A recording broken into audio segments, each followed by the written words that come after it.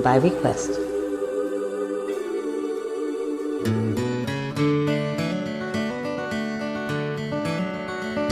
Well, when I was a kid, I'd take a trip every summer down to Mississippi to visit my granny in an antebellum world. I'd run barefooted all day long, climbing trees, free as a song, and one day I happened to catch myself a squirrel. Well, I stuffed him down in an old shoebox, punched a couple holes in the top, and when Sunday came, I snuck him into church.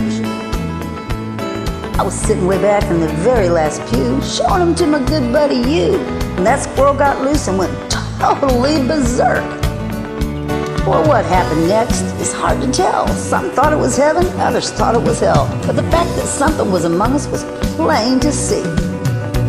As the choir sang I Surrender All, the squirrel ran up Harv Newman's coveralls. Harv leaped to his feet and said, "Something's got a hold on me." Ow!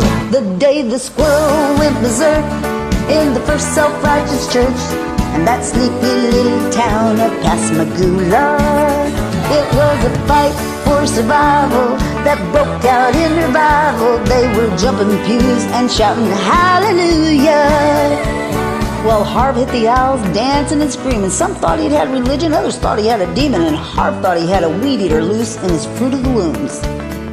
Oh, he fell to his knees to plead and beg, and that squirrel ran out of his breeches leg, unobserved, to the other side of the room. All the way down to the very last pew where sat Sister Bertha, better than you, who'd been watching all the commotion with sadistic glee. If you should have seen the look in her eyes when that squirrel jumped her garters and crossed her thighs. She jumped to her feet and said, "Lord, have mercy on me."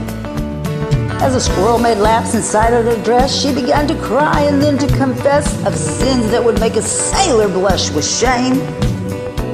She told of gossip and church dissension, but the thing that got the most attention was when she talked about her love life. And then she started naming names. The day the squirrel went berserk in the first self-righteous church, in that sleepy little town at Pascagoula. It was a fight for survival that broke out in revival. They were jumping pews and shouting hallelujah.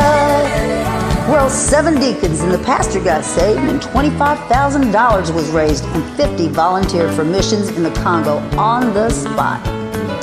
Even without an invitation, there was at least 500 rededications, and we all got rebaptized, whether we needed it or not. Now, you've heard the Bible story, I guess, how he parted the waters for Moses to pass. All the miracles God has wrought on this whole world. But the one I'll remember till my dying day is how he put that church back on the narrow way with a half-crazed Mississippi squirrel.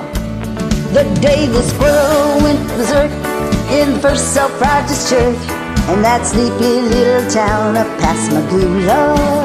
It was a fight for survival that broke out in revival. They were jumping pews and shouting hallelujah.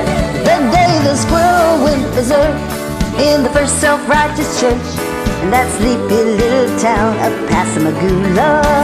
It was a fight for survival that broke out in revival. They were jumping pews and shouting hallelujah.